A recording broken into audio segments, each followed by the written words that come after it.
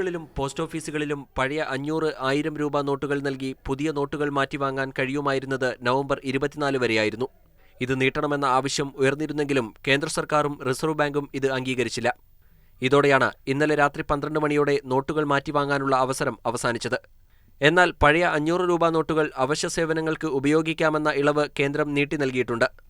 അതായത് ആശുപത്രികൾ, petrol pump തുടങ്ങിയ സ്ഥലങ്ങളിലും സ്കൂൾ ഫീസ് അടക്കമുള്ള അവശ്യ ചെലവുകൾക്കും ഡിസംബർ 15 വരെ പഴയ 500 രൂപ നോട്ട് ഉപയോഗിക്കാം. ദേശീയപാതകളിലെ ടോൾ ഗേറ്റുകളിൽ ഡിസംബർ 3 വരെ പഴയ നോട്ടുകൾ ഉപയോഗിക്കാൻ നേരത്തെ തന്നെ ഇളവ് നൽകിയിരുന്നു. അതിനാൽ ഇവിടെ മാത്രം ഡിസംബർ 3 വരെ 1000 രൂപ ഉപയോഗിക്കാം. അതിനുശേഷം ഡിസംബർ 15 വരെ ടോളുകളിലും 500 രൂപ മാത്രമേ ഉപയോഗിക്കാനാകൂ. വിദേശികൾക്ക് മാറ്റിയെടുക്കാവുന്ന തുകയുടെ പരിധിയും ഉയർത്തിയിട്ടുണ്ട്. ഒരാഴ്ച 5000 രൂപ വരെ മാറ്റിയെടുക്കാം. ഇന്നലെ രാത്രി ചേർന്ന കേന്ദ്ര മന്ത്രിസഭായോഗം നികുതി നിയമ ഭേദഗതിക്ക് അംഗീകാരം നൽകി. വെളിപ്പെടുത്താനാകാത്ത വരുമാനം കണ്ടെത്തിയാൽ അതിന് 60% നികുതി ഏർപ്പെടുത്തുന്നതാണ് ഭേദഗതി.